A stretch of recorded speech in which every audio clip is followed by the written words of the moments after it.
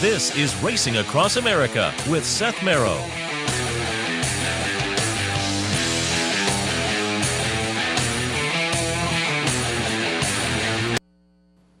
Welcome back to Racing Across America. Always happy to talk to John DaSilva, racingwithbruno.com, capitalotb.com. Good morning, John.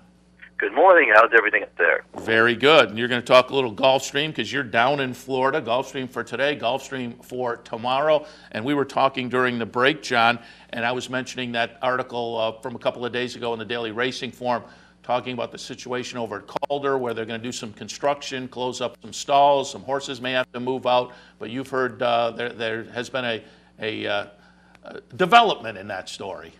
Yeah, there is development. What's going to happen, there is a training center next door to Calder/Gulfstream West, which is affectionately named Vietnam because a few years ago it looked like a bomb site. That's how bad it was. But then these Venezuelans bought the property, redid it. It looks great now. A lot of Venezuelan trainers like Aya de Sernia, Sano, Gustavo Delgado, they're based over there. And they still have some open space, and what they're going to do is they're going to be putting tents in that open space to put in as many horses as possible. Nice. So it looks like at least some of that 700 horses that will be displaced will be able to be housed there. And then the game plan is eventually they're adding some stalls at Gulfstream, right? And then what will be the situation at Calder when they go back to racing there? They're only going to have the same amount of stalls they had before. Unfortunately, it's going to be construction area, and the talk is they're building a truck stop there. Oh. And that is not exactly the type of environment right next to a stable there that's going to be healthy for horses. So you just have to wonder if Churchill is doing this as leverage to try to get a deal going, because as of right now, they're not tearing down the building because it's cost prohibitive. And there's been some talk that they might be trying to convince Stronach to buy the building. So because it might cost up to $20 million just to tear down the building. And I think they want to be shelling that. But what happens to the slots parlor, though? The slots parlor is a separate building. Oh, okay. I didn't know that. I've never been to Calder. Oh, all right. Well, that's interesting. Separate buildings, so that's not affected at all. The only thing that had to happen is when they did the deal, they had a card club in the grandstand where you could play poker and all that. That had to close down because since they weren't running it anymore in that building, because of the law, they had to close that down and they had to move it over to the slots parlor. Oh, okay. All right. Well, interesting. We'll see how that develops as time goes by. All right, let's shift our attention now and take a look at Gulfstream for this afternoon. As noted, you're down there. What's the weather look like?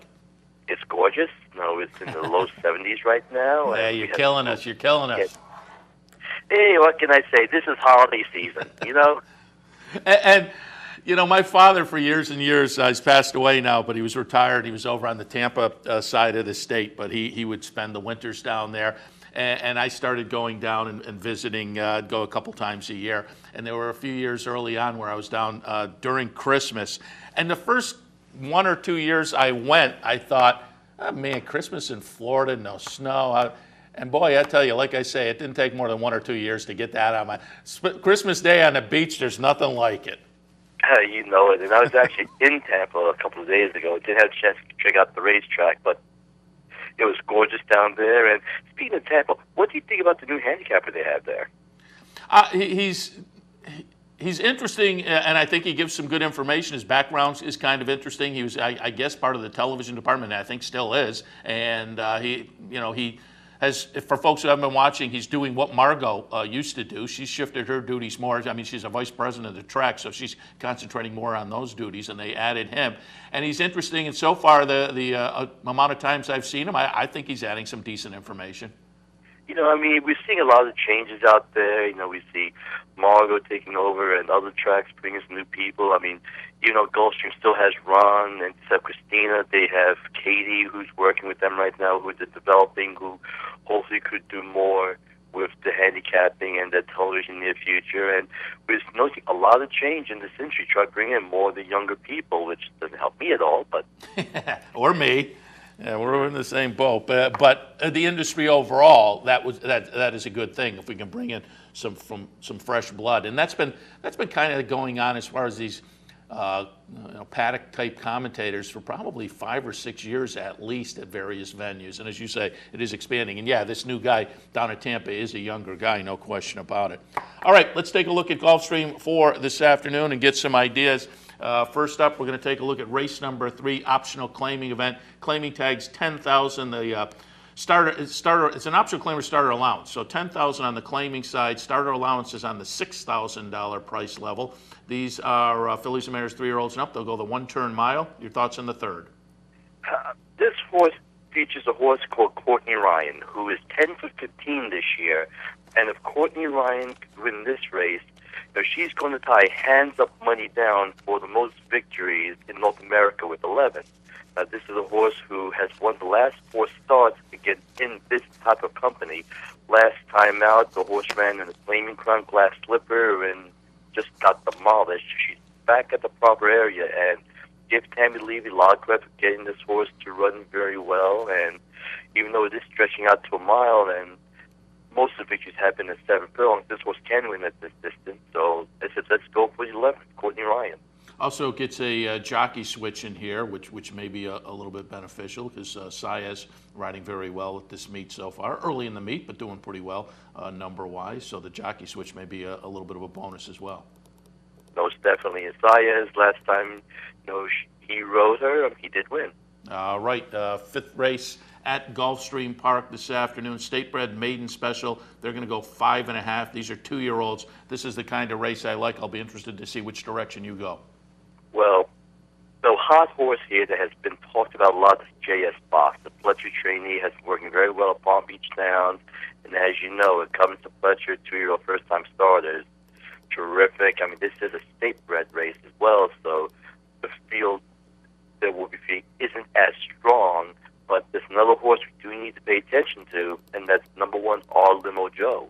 I mean, this is a horse trained by Kirk Zadie. And look at that number. First time out for Kirk Zadie, 45%. Whiskey Water doesn't even do that. No, and this is a horse who does show bullet work at Gulfstream Park West on December 4th.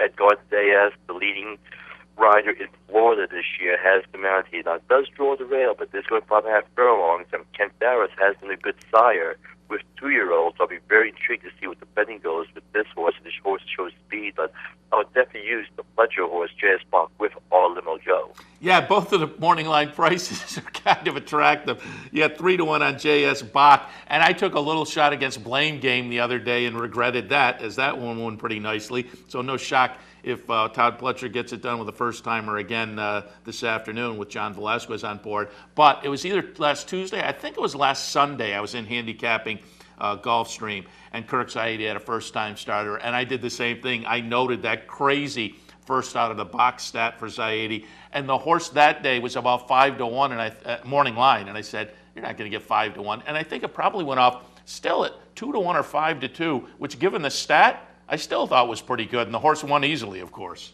Yeah, I mean, Zaidi definitely knows what he's doing. Of course, he's very controversial. Some people suspect some things about him. But the one thing about Kirk Zaidi, he does win. And if that's the case, we need to pay attention, take advantage when we can. Yeah, absolutely. And his main owner, too, there, Avril Racing. All right, let's take a look out at the 6th today. Maiden claimer, $20,000 tags. These are fillies and mares, 3-year-olds and up. They're on the grass at a mile. How did you see the 6th? I'm going to go with number 9, Carla. I mean, this is a horse claimed for $40,000 at Saratoga. There's now trained by James Casares, and this is a horse who came back for 40 in an off-the-turf race and got destroyed. Now it comes back to the turf, cuts back in distance to a mile. This is a horse who, at Belmont, so when James Casares ran the horse that day, did finish 4th. So it's obvious that he likes this horse because he went and claimed the horse back. So to me, he knows what to do with this horse. I'm going to give it another shot. Trust Casares here. All right, sounds good. Let's shift our attention now out to tomorrow. A couple of nice stakes on the card that I think will both be really good betting events. Very nice competitive fields, large competitive fields. And at Gulfstream tomorrow, the stakes action kicks off with the Tropical Park Derby, $75,000. Obviously, as the name indicates, being a derby, it's 3-year-olds. They're going a mile and a 16th on the turf. And I just find this one kind of intriguing because I think you can make a case for any number in here. You have a Mark Casse runner that's lightly raced but has shown some talent. Shug McGahee's horse, I think, has some potential, but will have to come from the back of the pack. Samant Clement, I don't know what you make of that Claiming Crown race, but the race right before that, Laurel certainly indicates this one should be live. Smooth Daddy with plenty of early speed. Roman Approval, who last time on the turf for Mike Maker showed some nice early speed and won up at Belmont back in September. But John, while we talk, we're going to take a look at the Commonwealth Turf at Churchill Downs back in mid-November. Heart to Heart, the number 5 horse, is going to win this, but at 17-1, number 7, Other Cheek, will run a pretty good second in here. Prior to that, had won an allowance event at Laurel. The buyer figure on those 2 starts, and in fact, going back 3-4 starts, is moving in the right direction. I think Other Cheek is a little bit interesting on perhaps a stalk and pounce kind of a situation. And again, I'll tell people as we watch here, Other Cheek is the number 7 horse who will run second. But that's the one that intrigues me a little bit. How do you see the Tropical Park Derby? It's a wide open race. First off, at Samant Clement, I can tell you what happened. The horse was on the also eligible list, and by the time they found out the horse was able to draw into the race, Kelia Albright was not able to get a flight to come down to Florida to ride the horse, so they had to pick up Jose Calballo, who unfortunately doesn't know the horse, didn't exactly follow the instructions, and we all saw the result there. But obviously, Kelia will be down for the mount tomorrow, and probably will be the main speed of the race. I'm going to take a shot with the good old tried, the form from the past from Grape Meadows to Gulfstream, and that's number 8, Daddy's Kid. Now, this is a horse who ran second on soft turf in the Hill Prince of Belmont, but the last 3 times a horse ran on a firm turf course, a horse came off the pace to win. Now, that last race, you're wondering, what in the world is that? But it's Grape Meadows, which is one of those steeplechase events, but sometimes they do run those long flats like we have on up at Saratoga, on preview day, where they'll just go like a 1.5 miles for those steeplechase horses to get them exercise. That's what they did there, because they had Alan Rice, brother Jessica Rice, the jockey, who's an exercise jockey, riding the horse that day. And I think with Dunkelberger, that's my only worry, but this horse, I think, does have the ability to get the job done here. And that's really interesting because it was also a betting event, which a lot of those steeplechase-type meets aren't. That's true, they were able to get permission. I don't know how often they do let that happen, but it is intriguing that they did have betting that day. The horse did go with the favorite, and perfectly so. And Reed Nagel is a very sharp trainer who normally runs at Tampa Bay and Gulfstream. All right, so there's a little bit of an idea for the Tampa Bay or the Tropical Park Derby. A little bit later on the card, the Tropical Park Oaks, $75,000 this time for the 3-year-old fillies, going 1 mile and a 16th on the turf. Again, a really nice full field in here. John, while we talk, going to go back to an allowance event at Keeneland on October 24th. We will watch the number 5 Dancing House win under Julian Leperot. Dancing House goes tomorrow under Irad Ortiz for Kieran McLaughlin and Godolphin. Dancing House, the day we're going to watch was kind of a wire-to-wire winner.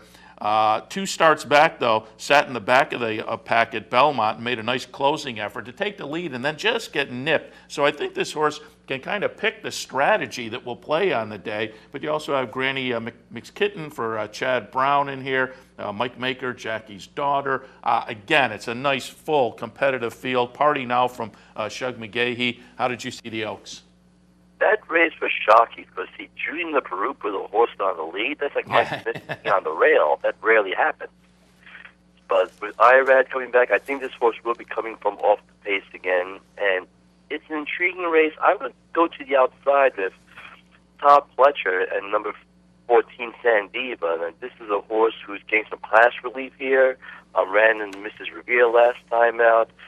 Ran in the Pebbles of Belmont prior to that. Now, this is only 75,000, so the field won't be as strong. You do get Castellano, and the horse has been working well at Palm Beach Downs, so I think with the class relief, it definitely helps Sandiva. But, of course, when we're talking grass races, how can we go Chad Brown?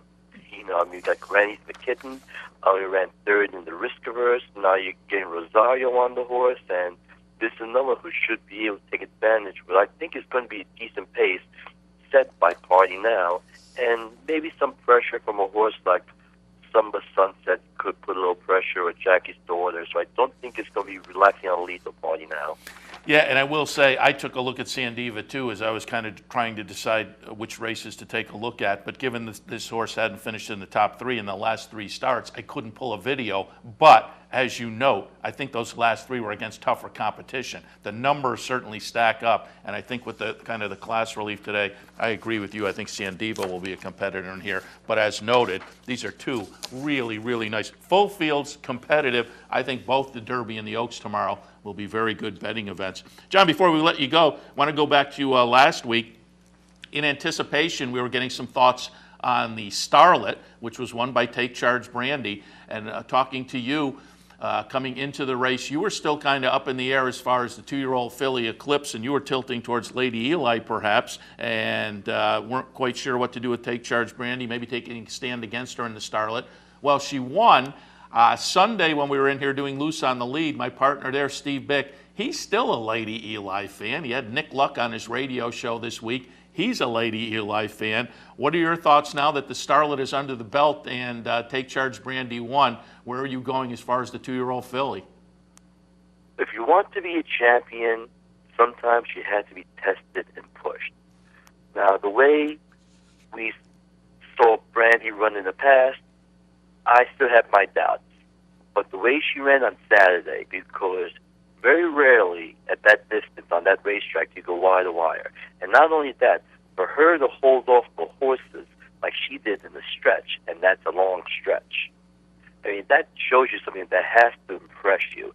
And if she's named the Eclipse champion, I got no problem with it. I would have had it prior to that race, but after that race, she proved to me that she would be a worthy champion, and I would have a very difficult time trying to split Lady Eli and Take Charge Brandy, because coming into last week, you have to look at those losses too. But she went and she did something that a champion is supposed to do, and I am torn right now between those two horses, because what would you want a horse to do to show that she's a champion from what she did last Saturday? And give me your take. You've alluded to it. I think you're in the same boat I was when I watched the race. Now, the early fractions weren't much, but you take into account, oh, she's out at the Breeders' Cup, and then back to Churchill Downs, and then to Louisiana, back to Churchill, out to California. And so at the top of the stretch, I thought, oh, they're going to swallow her up. I mean, the fractions weren't that fast, but you still thought maybe it's the late season racing schedule has taken its toll. I thought they'd go by her at the top of the stretch, and then she dug in. But again, about the 8th pole, I thought, nah, they're going to get her. Long stretch, and she was completely resilient. But there were a couple of times where I thought, oh, they're going to get her. Definitely did. I thought she was going to get swallowed up, and she just impressed me, because that is such a unique racetrack with the construction and stretching it out so they could make it a Durbin racetrack. So when you could run a stretch duel like that and hold them off and win, I mean, wow, that is something. The only thing you have to worry about, though, how much did that take out of her? Yeah. And how much time is D. Wayne going to give her for her to recover and recover properly? And will she come back next year the same? Yeah, and he'll I assume, take the Oaklawn route. Certainly the horse will be based there while he's there. And you would think that will be what they'll be looking at, but we'll see when she shows up again. I just, as a first-time voter this year, I think I'm tilting towards her. I think those last 3 races, certainly, the summertime is a little black mark on the record, but I think she mitigated that with the 3 races to end the season, so I have to tilt in her direction. But it's going to be interesting to see how other voters make their decisions. All right, John, as always, we appreciate the visit this morning, taking a look at some of the action this afternoon and tomorrow at Gulfstream. So good luck, and we'll talk to you again next week, day after Christmas. So we'll have all our presents packed away and all the celebrations. In the meantime, however, to you and yours, Merry Christmas and Happy Holidays. Good luck. Happy holidays to all, and I'll talk to you next week. All right, John DaSilva, racingwithbruno.com, capitalotb.com. We will take our next break, and when we come back, Dave Rodman from Laurel Park right after this.